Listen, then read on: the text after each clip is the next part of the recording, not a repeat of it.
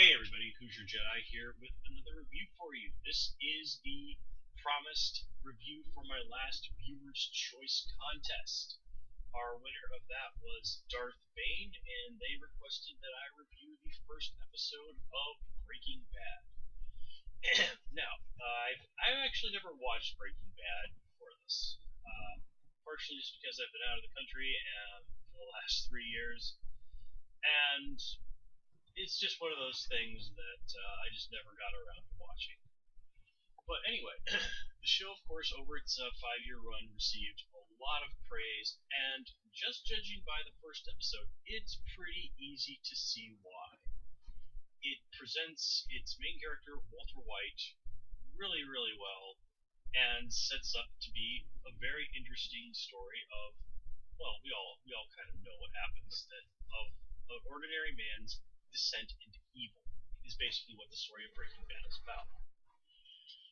And as I said, this episode really is just kind of a character study of Walter White. We see where he starts off as a normal high school chemistry teacher, good guy. He's got a wife, kid on the way. His son, Walter Jr., has cerebral palsy, but he and Walter get along really well. And Walter is, as I said, he's just basically a good guy who has found himself in some very tough financial circumstances. And he starts going down a dark road just out of sheer desperation. While I was watching this, I was reminded actually of all things the Joker. And one of the more popular origin stories for the Joker depicts him as a struggling stand-up comedian with a pregnant wife who agrees to take part in the robbery where he will ultimately fall into the vat of chemicals and become the Joker just out of sheer financial desperation. Now, of course, I do know enough about Breaking Bad to know that Walter, as I said, does end up becoming a pretty evil guy. But here you can see in the things that he does, where he at one point considered both suicide by cop and just flat out blowing out his own brains, that this is really not a path he wants to go down. He sees it as something he has to do because he can't really think of anything else he can do. And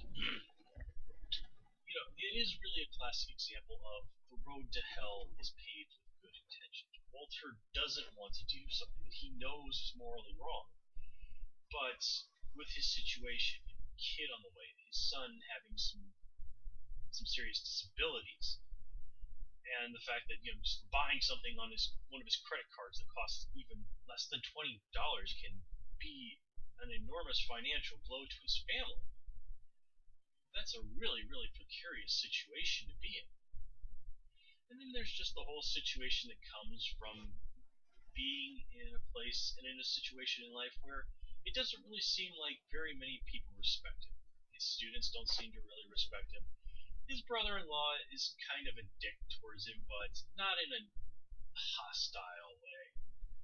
Though I do have to say that as somebody who works in education for a living, catching that kind of attitude from teenagers, oh man, you really just don't know what it's like to be on the other side of that desk and wonder why in the world you have to sit there and take this from people who aren't even old enough to vote, but knowing that you can't really do very much about it often.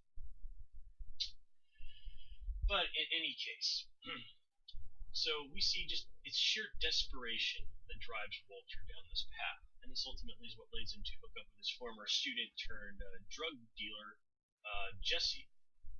Now we don't get Jesse isn't a terribly well fleshed out character in this episode. He's the secondary character here. But Jesse,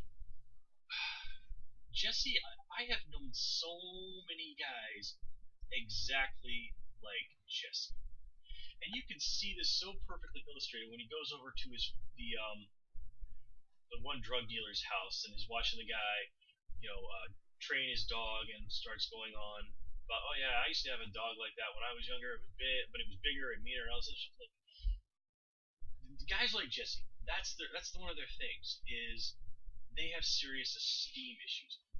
They always have to kind of make it about how oh well, I had something like that except it was better, or you go and you tell them like, oh, I went out and I did this thing that was really really cool, and they'll go, oh yeah, I went out and I did that. It wasn't so great. It's all really about them. And guys like that, to them, lying becomes such a habit that they are actually more inclined to tell a lie than to tell the truth, even when there's no logical reason for them to tell a lie. It just becomes their automatic instinct to lie in any given situation. And you can tell if you spend enough time around these people, which I don't recommend incidentally, that they have it in their head. If I can just keep this balancing act, then it'll work out. Of course it can't. And as we see, everything it blows up in Jesse's face, and if it hadn't been for some quick thinking on Walter's part, he would certainly be dead. And I do have to say, I thought maybe they were being a little heavy-handed when Jesse asks Walter, hey, like, why do you want to break bad? Like, okay, I know you have to kind of explain that title a little bit, because it is a somewhat strange title. But I just didn't think that was handled quite as well as it could have been. But anyway, another thing that I have to give this show some serious praise for is the way they start off with Walter. Like, this whole thing you see is like this guy in his underwear and a gas mask driving a Winnebago through the desert, and you're wondering just like, what in the world is going on? How could this series of events possibly come to be? And on other shows, this is the sort of thing that they might build up to over an entire season or several episodes. Here with Breaking Bad, which of course has a very short run each season, they sort that out within the first episode, and it all makes perfect sense. So I do have to give the show a lot of credit for that. And another thing, going back to Walter that I forgot to mention, is I like how he starts lecturing Jesse about using the materials he uses, and like, oh, you don't use this sort of flask to cook chemicals and all this other stuff. It really is a case of TV Tropes has a great name for it. It's called doing wrong right. And I have to say, even as a teacher, I have felt that way more than once. Particularly like when I've catch students lying to me, which as a teacher, I do happens all the time. I can't tell you the number of times I've been standing in front of a kid who I've caught lying to me, and just standing there thinking, okay, if you're going to lie to me, at least do a better job of it than that. It took me not even 5 seconds to see through the holes in your story. And then somewhere in the back of my mind, I'm thinking, okay, if I was this kid, what would I have said to get out of this situation? Which, of course, as a teacher, I really shouldn't be thinking that, but I guess part of it simply is, wait a minute, you seriously expect me to believe that? How stupid do you think I am? So, yes, if you're going to lie to your teachers, at least think your story through. But better yet, don't lie to your teachers, because when we catch you lying, well, that just makes punishing you even more fun. So let's see. Yeah, and it all kind of builds up to what we have at the end with Walter seeming to have taken his brush with death as an affirmation that he needs to make every second remaining of his life count. And that is one of the dangers, the risks of playing on the dangerous side of life.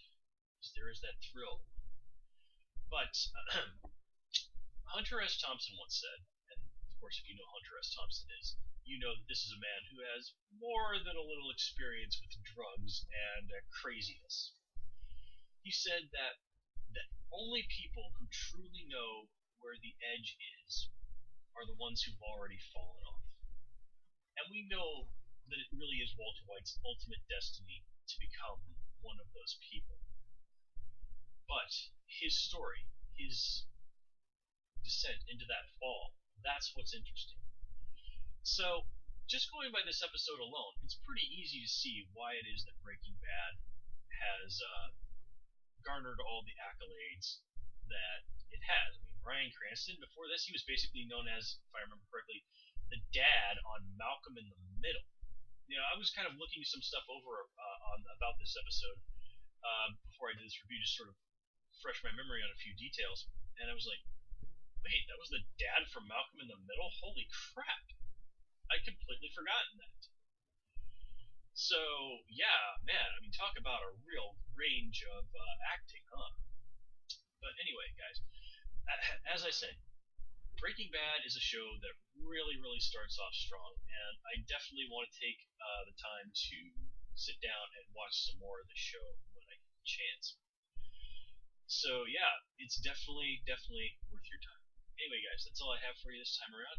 As always, you can follow me on Twitter at Hoosier Jedi, and until next time, take care and have a good